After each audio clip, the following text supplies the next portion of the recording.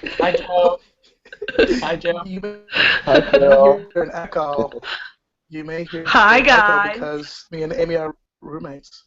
Yeah. Oh, So there's a little bit of a delay, losing the other room. So we'll see Yeah, how this works out. Hi, yeah. guys. Welcome to Coach Chat. Yeah. woo!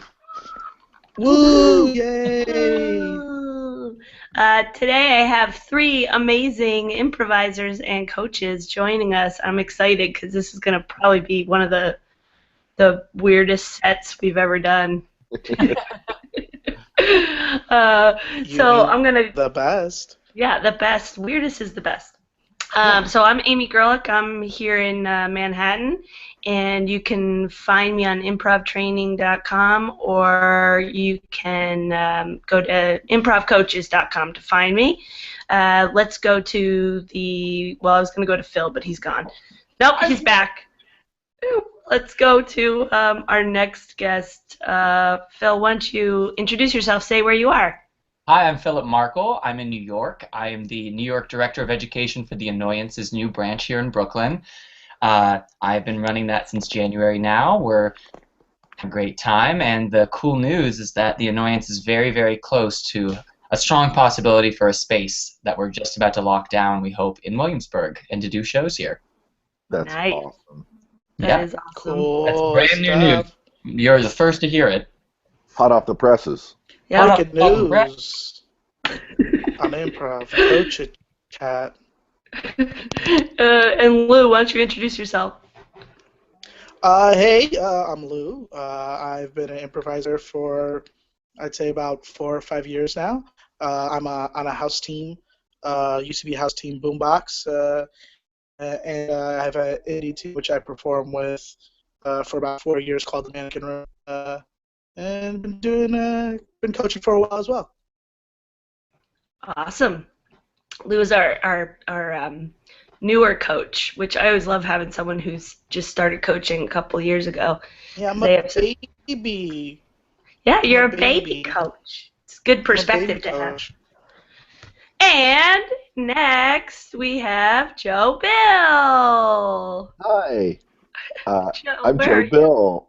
I'm I'm in Chicago, and I'm and my daughter's sitting next to me, and she's going to be very self-sufficient for the next hour. So I'm coaching. Did you just see how I coached? I coached passive aggressively, very self-efficient this next hour.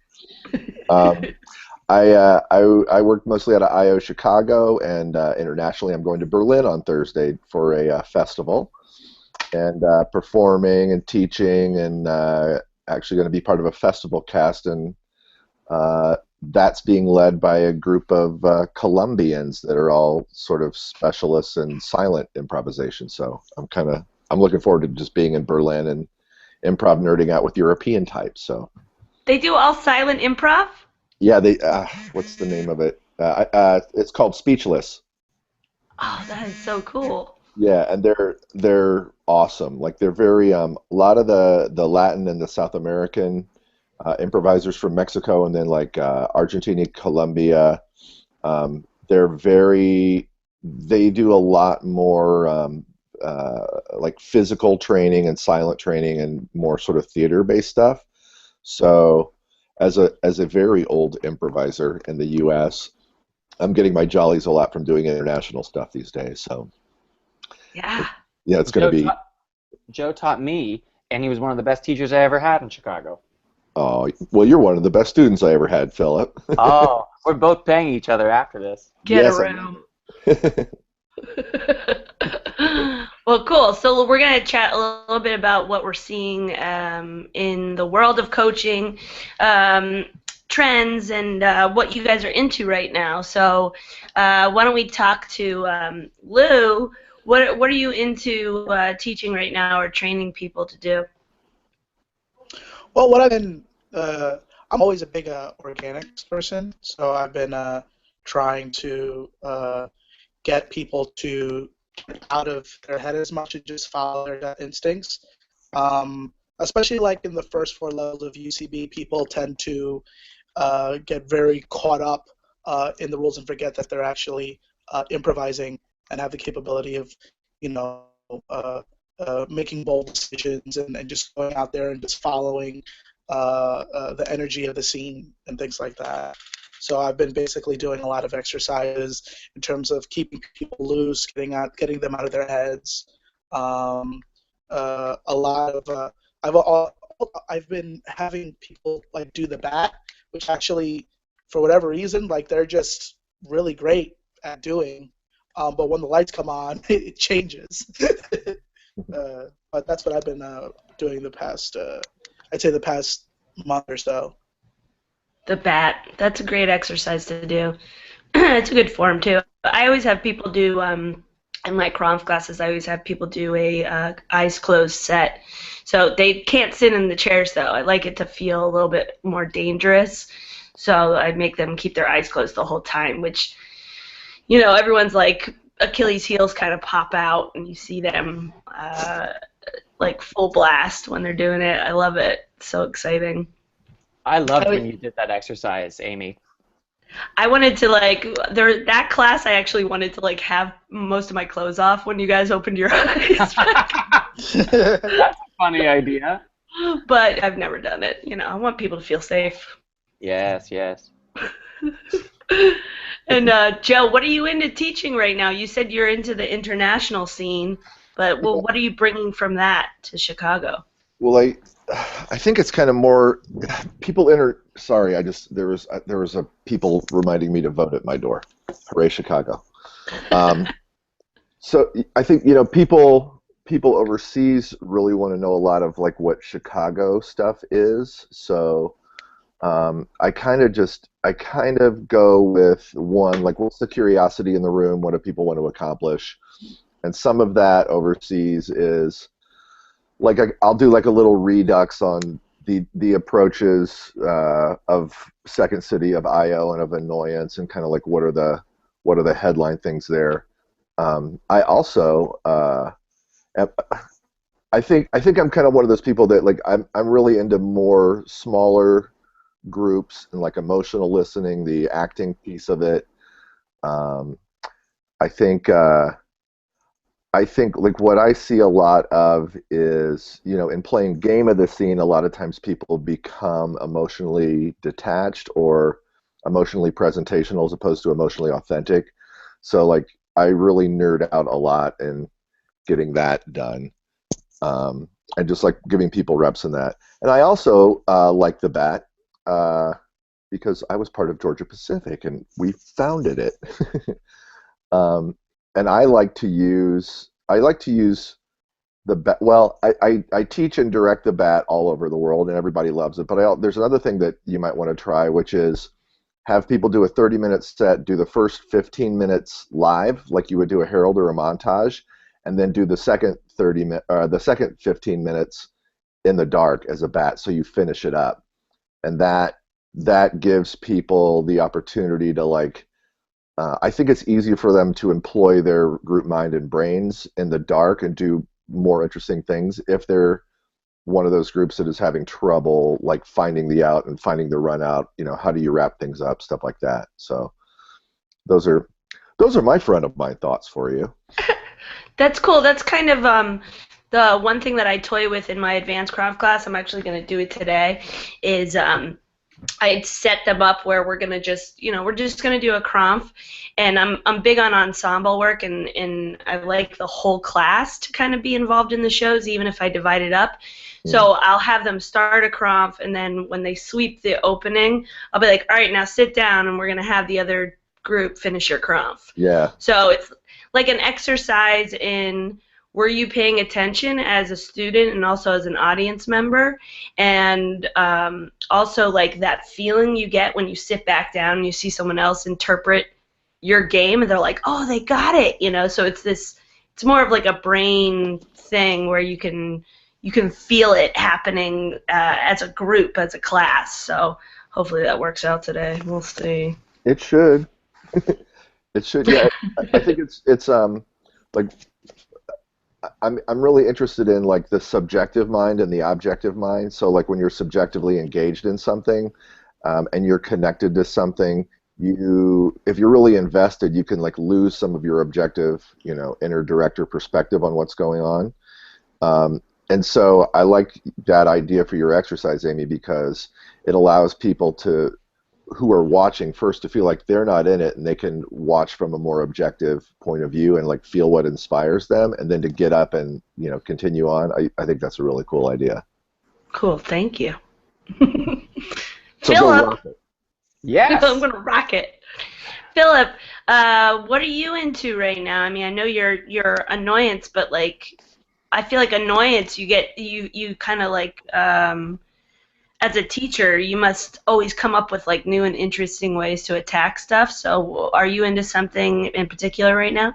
Yeah, so I've been trying to clarify, specifically for people that are game-based players that are new to the annoyance, how they can take this idea of starting with a deal or a synapse or something that just like propels you into a character and build context, who, what, where, when, why, my mother never loved me, etc., around that deal. So for me, the image I'm using is this image of a wheel, and that the first thing you do or say and how you do it in a scene is the center of that wheel. And then the spokes of the wheel you build out joyfully as you over time, so that the wheel just rolls, but it's all coming from that first thing you said or did. The opposite would be to try and take where you are and what you're doing and maybe what you define your relationship is and try and build it all in to find a character at the center. And by the time I've tried to mentally put all those things in, I don't know what the center of that wheel looks like. So I'm realizing that that metaphor is maybe the way that I found to play powerfully, and I'm trying to get students who are in their heads about context to create it a little bit more effortlessly, because I walk on and I'm sort of a highfalutin, I think I'm better than everyone character, and from there I'm going to define the what or the where and do it over time, and whereas feel like I need to do those things before I can have a character. Does that make sense? Yeah. It's do you ever use forms to like display that? Like, have you ever had people try to do like a Spokane? Because that the way that you just described the wheel, yeah, it sounded like how you kind of present the Spokane form. Where you flesh out the characters, jumping away from them more and more, but you start with something organic, eye contact, that first base scene, you want to really ground yourself in something. Yeah. I haven't used the Spokane yet. I haven't been doing a lot of forms out here, mainly because that might be my personal reaction to what I feel is New York, which is, let's talk about what form we're going to do before this independent team has ever figured out how to be funny together or to like really read each other. And the form to me should be like the last thing that you specifically choose to heighten what you're already good at, not the discussion to have on the second rehearsal. Let's find our groove first. So I've just been doing a lot of montage as far as training people goes. Yeah. Yeah. Friend I found noticing... lately. Oh, sorry. Go ahead, Lou. No, I've been noticing just with young teams in general that they think that the form is going to define the play rather than them as individual improvisers and the team as a collective discover what fits their collective. I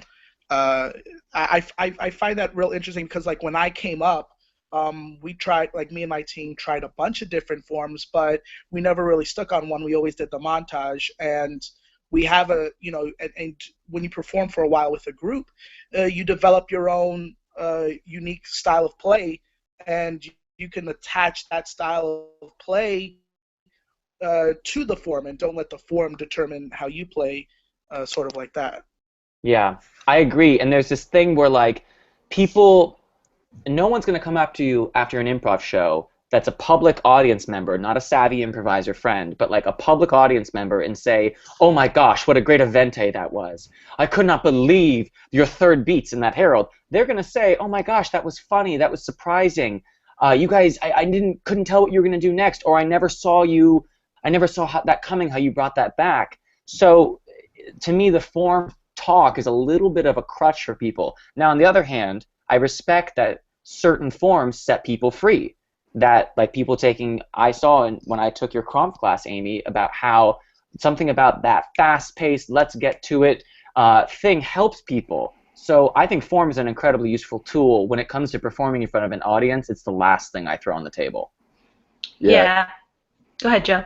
Yeah, I was just going to say it's, at the core of all this, and I think this is, an annoyance tenet. It's just like knowing who you are as quickly as possible and as simply as possible. And knowing who you are doesn't mean you can articulate, a 3-paragraph backstory on where this character came from and, what they believe and all that stuff. It's just like, what's that inspired impulse that sets you going so you have something at your core that you can then experience the world from. And that's kind of that thing where you're happening to the world. You're not waiting for the world to happen to you. And I think when a group starts working on form before they know who they are, or they know how to be in that place immediately, then you get a very left brain analysis paralysis kind of presence on stage, and everything tends to be primarily verbal, and you lose the physical and emotional aspects of the character. I love left brain analysis paralysis. That's a good little phrase. That's from the corporate world. Your rates just went up. Well, it's funny because the trend that I'm finding is I keep getting booked by these like 401, 301 groups, and I'll be like, oh, what are you guys working on? What form are you guys doing, or what are you doing? And they all say, well, we're making up our own form. And I'm like, you mean you're improvising? Yeah, I mean, it just amazes me that people think that they can just make up a form, because I feel like even people think like, oh, the Krumpf is made up. It really isn't. Like, what we did was just we took the Herald and we just simplified the way you could do it in a way where you didn't have to sit on the back wall to wait for your beat, so that's all it is. It's just a kind of a deconstructed Herald. Mm-hmm. But I don't know what this trend is. Like, why do people feel like they need to make up their own form and like I don't know, just be good. Just be good together. Like, be a good ensemble. I don't care if you do a mono scene as long as it feels like you're working as a team, Yeah, I think it's ironically like they want to come up with their own form so that they have some type of identity or something that they can like own, and it's like, but they're all, if what you're owning is this, intellectual property that's an aspiration each time you go out, and you're all just empty shells of non-inspiration, then who cares? And I will say another thing that I have been going to lately is a couple of years ago I came back to the Invocation, and I think that the Invocation is a really great place where like all approaches can be married, and if you're coaching it, it really, like, I found myself just trying to coach people into becoming possessed during the Invocation, just invoking so you're out of your freaking mind, so your insanity is engaging in the piece, as opposed to like thinking word pattern game way with the Invocation. And in approaching the Invocation, it's pretty easy to point out to the groups that are doing it the difference when they're in a beneficial state or a non-beneficial state, and then you can coach it right in the minute, or right there in that moment, and then make them do it again and lose their shit. And I've had some luck with that in the last year. Yeah, I'm on a team, a Herald Pit team right now that is doing Invocation, and I would say we're being very careful about it. We're being very step by step by step, and I especially like going from the you to the thou. I want it to feel like a fever dream, like we're just caught up, versus we sort of said a bunch of ideas, there's a half-second pause, and then someone decides to elevate it. You know what I mean? So I would welcome that type of, the idea of being possessed by this thing, because what I love about the Invocation is that it's theatrical. The pattern game made me crazy because it's just the most untheatrical way to open a show. Yeah. It's too brainy. I mean, the seeds of the possession should be happening at the end of It Is. Okay. At the end of the first, you can start off kind of factual and stuff, but the fever has to start at the end of It Is, and then the fever takes you into personal, it's the fever. So it is, you are, thou art. Yeah. Right. Yeah. So going from the fever should take you from it to you, and then you just freaking go. And people are also, they're very reticent in the Invocation to repeat stuff. like to listen to like what offers are made from the other players, that like in that moment that's just something you feel like in your lungs and your heart, so that you have to repeat it, like you're giving over to the the cult of the fever as it takes over you. And it's careful is not a good place to approach the invocation from, in my opinion. Yeah. I'm happy to stop out in New York and just do a free workshop on Yeah, it. you want us to do that? We'd take you up in a second. Don't tease us. Well, it's Lou, also what you were Sorry, Lou. gonna say something earlier, were you? Yeah, I completely forgot. Sorry, Lou. Blah blah, old blah blah. Damn Joe Well, Pill. Something that I'm thinking of in terms of coach chat is the dynamics of being on a team out here. Something that the pit doesn't assign one coach for your team, and it can be the team strives to do that. We're trying to see one coach, but with the way people overschedule themselves in New York, it's so hard to get a consistent person to care about your team, show up to your shows, and then coach aggressively. And I'm in a place sometimes where, like, I may have the thought that you just had, Joe, but as a team member, I have neither the authority nor would it be helpful for me to lay down my thought.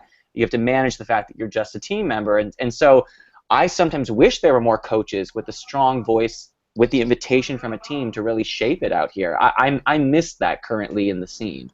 It's all like, oh, we'll be with this person this week, that person this week, and there's no consistency. Yeah, I had just recently kind of went through that as a thing where, I was coaching a team for a long time and they were doing well, but they were like, well, every 3 months we like to switch it up. And I'm like, okay, in theory I think that's good, but I think if you're working with someone who's committed to you and your show is doing well, then why would you all of a sudden put a spike in that wheel just to see if you're going to get better with somebody else? I feel like you might end up, just becoming worse because now you're kind of being trained in a whole other direction. But I will say, Phil, when I was coaching, which I guess is the same thing with UCB house teams when I was coaching, that too, the biggest problem scheduling for me was that you had to go off their schedule, and then also you had to make their shows every week, which you didn't get paid for. So for me, I was losing a night of coaching by going and watching, and I had to do these weird, bizarre, like late Friday nights, early Sunday morning kind of things, and I wanted to be there for them, but it was kind of like, it's tough to commit to 2 days like that a week. It's so hard in New York because people's like attentions are going in very different directions. Not only do they want to do improv, but they want to do sketch. They also want to do commercial work. And so, in terms of trying to book a coach, or in terms of just trying to have your team meet once a week consistently, I found scheduling is the hardest part. One of the hardest parts of just being on a team in general. Especially in New York because of schedules. And to get something consistent is so pivotal to just any success, period, just so you can build towards something. And so that's one of the hard things. That's one of the toughest things about just having a team and then trying to have a consistent coach. I do envy the teams that just are like given a coach that's assigned to them rather than having to reach out for one, because it then becomes like, oh, can they make it? We really want to work with this person. They're really great, but they're always busy. They're always doing they're always doing workshops, or they're always out on a shoot. Like that stuff's hard, but it's part of the game here. Yeah. Well, we don't have a lot of time, so why don't we do an improv set? I could chat with you guys for hours, but we'll do about like a quick 8-minute set, so it'll just be fun and furious and wacky. Why don't we have Philip? Why don't you look around your room or your computer and give us a word? Okay, I'm going to say lamplight. Lamplight. Thank you, Lamplight. Thank you.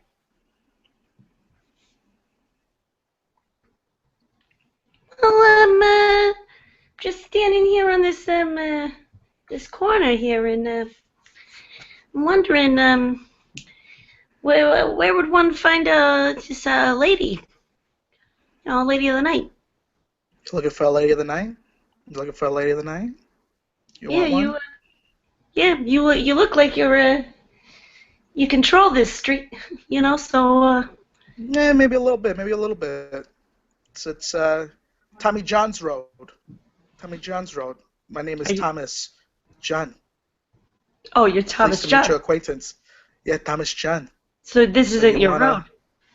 Well, not technically, but it's close enough, and I like to hang around here. It feels nice to feel like you have ownership of something. It's technically not my road, but I hang out here at night. So you looking for a lady? You want a lady? Huh? Yeah, I'm looking for a lady. I need to lose my virginity. Oh, I I could mean, be I have a that lady cousin. If for you. I could be that lady for you. Oh, hello, miss. How are you? My name's Shirley. Hi, Shirley. You're awful tall. Yeah, I bang for money. Oh, whoa. I hear you're a virgin. I am. I'm only 15. Yeah, I've been standing behind you the whole time. Your Oh, my powers God. of observation aren't that strong. No, I don't have very good peripheral vision. Do you have good money in your pocket?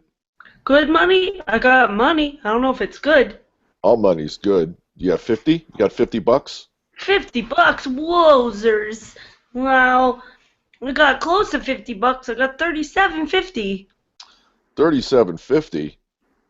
Well, I don't know if that's going to be able to get my services rendered to you today. What will $37.50 get me? My sister's over in the alley over there. Don't Maybe. mention me. I'm off tonight. Listen, Oh my God, does she not have an arm? Betty does not have an arm, but don't bring her attention to it. Don't mention my arm. You know I'm sensitive. Hey, Betty, this guy right here is a virgin. Oh, I guess this could be my first chance. Yeah. I think you ought to freak bank that cherry out of that kid. I don't know, Margaret. You've been telling me this is the next step for me. I don't know if he'll like a one-armed virgin like me. Oh, excuse me, miss. You're also a virgin prostitute? Yes, I'm not officially a prostitute till I've been paid once, but I'm a pre-prost. Oh, so you've had sex lots of times, just not paid for it. No, I've never had sex. That's why I'm a virgin. She's an aspirational prostitute. That's what we call it in the business. I got no other means. I tried to work at Chase Bank, but they won't take a one-armed girl. Oh, that's sad. I'd hire you, but I don't work anywhere. You could hire me tonight. Bang, bang, wink, wink. Okay, well, what if something weird happened with your eyes when you winked at me? I also have eye problems. I was pecked by a little dog. A little dog put its snout in my left eye when I was just a baby, and it sort of ate a little bit of my eye, and it's not working totally great. Oh, gosh. Well, yeah, I mean, I guess it doesn't matter if we're in this dark alley. Can't really see each other. No, you can't see, but you can feel me good. Hey. Oh, God, what is that, scales? I'm part lizard, baby. I was raised by lizards, you see. Oh, why am I telling her all this, Margaret? I'm ruining everything. No, you're not ruining nothing. I'll tell you what I'm going to do. Here, Tommy, you hold this flashlight, and I'm going to give each of you 20 bucks to bang for the first time. You're subsidizing my first time? I feel like it's the right thing to do as a lady. This is sisterhood. This is why I didn't want to work at no Chase Bank. So will I be a virgin even if I'm having sex with a scaly woman? Not when you're done. Okay, here I go. I'm gonna take my pants off. Let me. Here, I'll use one hand. I just need a little help if you can hold the pants so I can work the button. Yeah, I'll flash the light on if you wanna. Yeah, on and Just a off little like bit. in disco, Tom, yeah. Thanks, Oh, Tom. okay. No problem. This is my street, guys. This is my Clearly. street. Oh, gee, you've got a nice one. Oh, you're welcome. Yes, that's a nice flashlight that you're holding, Tommy. It's a nice No one. problem. Oh, Yeah. Where'd you get this from? This is actually a really nice flashlight. This is like a work light. What's this say here? Yeah, they're on sale at Ace. They're on Oh, sale really? at Ace Hardware. Oh, it's fantastic. 19. Oh, Oh, maybe I should get. oh, That's my butt. Oh. I'm touching you. Do you want a little finger in your butt? Well, it feels like a bunch of fingers. Oh, that's because my left hand's fused together like the hands of a duck, like Oh. a little webbed hand. Ooh, Whoa. yeah, that's it. That's sexy. Ooh, good thing I brought these Doritos. Oh, Margaret. Oh. Margaret, this is everything you told me it would be. Oh. We cut away from this scene, and we go to Ace Hardware store. Yeah, do you see those guys that, or should I say, one looked like a guy, him and that little tricksy weirdo that came through earlier. Yeah, I seen him. saw those freaks. Yeah. We're way better off just keeping ourselves in check at Ace Hardware, you know? I keep my freaks in the bedroom where they belong. I keep my freaks in the office. I normally like to keep my freaks in a folder, sort of a dossier, organize them. You know, I have a very elaborate scale of freaks in which I like to procure at different times of the week. We all keep our freaks off the streets. Off the street and in the Off office. the streets, in the house, in the office, in the manila folder. All my freaks guys. Yeah. I really need you to be pushing these flashlights, okay? Can you stop? You know, you all shouldn't be in one little circle talking. There's plenty of customers coming up to me and asking me for help. You know, that's not my job. I'm just the manager here, okay? Yeah, Mr. Klebanoff, we hear ya. Yeah, we hear you. I'm going to go back in a break room and put my skirt on, all right? All right. I really wish you wouldn't wear that skirt to work. Hey, it's cool. You gotta let us be who we're gonna be, as long as we keep it in the work and not on those streets.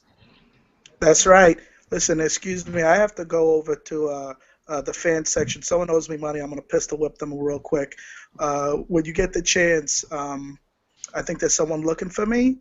Tell them I'm not here. Okay? You got it. You got it, Jimmy. Guess All it's right. just leaves you and me, Mr. Klebanoff. I'm back with my skirt, but I'm going to go sell some sump pumps now. Okay. Can you please push the flashlights today? All right. Yeah. Hi, excuse me. I'm looking for a light fixture for my house. I was wondering if you guys know of anything that I could use to light my work area, possibly. Yeah. We got something for you. No one wants to have? No. We got something for you. Hey, I can help you. So listen, let me tell you. Fantastic. Do you want something with like spindly, like a spider web sort of light fixture? You know, it's like got some webbing in it. It's pretty cool. It's got a nice little effect on the walls. I mean, that sounds very elaborate. I don't know if I can afford that, but I'd love to take a look at the spiderweb light that you have. You bank with Chase? Oh my God. I do bank with Chase. We got a Chase layaway because they're so program, you accessible. know. Yeah. We got a Chase layaway program. You can pay this spiderweb thing over time. Okay, well then, you know. We cut to a executive's office in a Chase bank. Fantastic. I mean, I just, you know. Or we don't.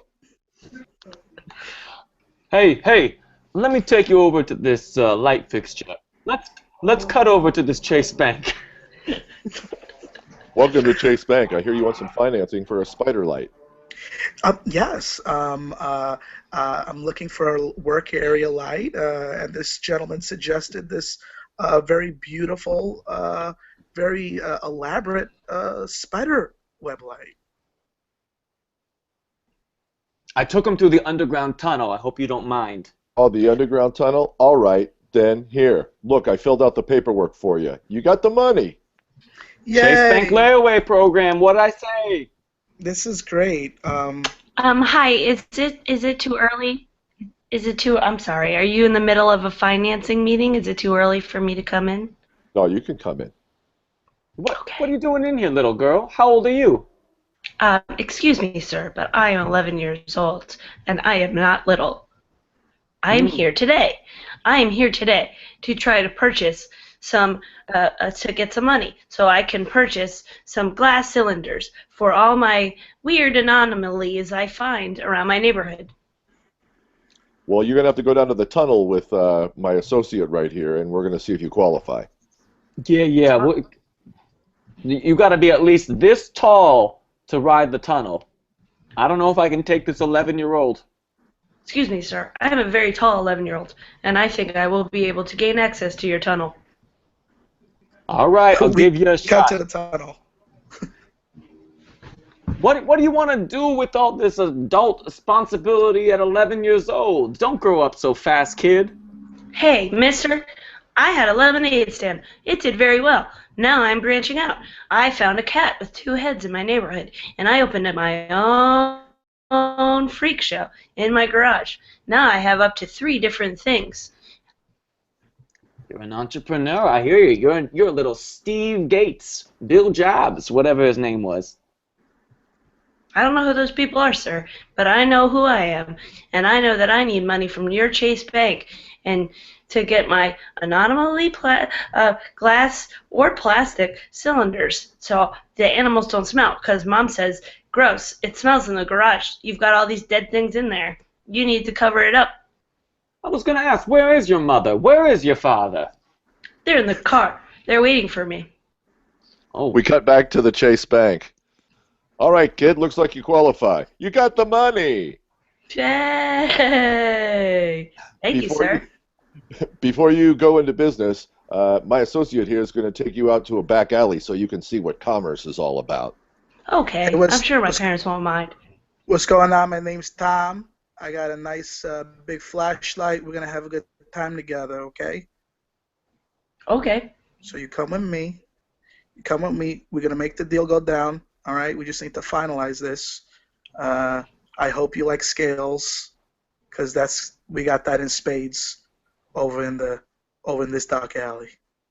Tommy, I did it. I'm finally not a virgin. Oh, congratulations, honey. Was it the spider web light that we set up for you? Did that make it a lot easier to figure out the holes and the poking and all of that? You put me at ease. I owe so much to you and Margaret. Maybe now I can finally call myself a real prostitute. Oh, hello there, little boy. Oh, hello.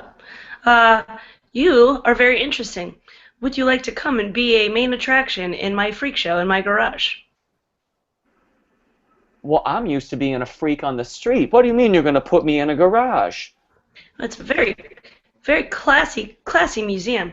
I have a 2-headed cat. I have a spider that looks like a bug. I've got a butterfly that's still alive. I'm going to be honest, you don't have enough clearance through Chase to pay for this lady.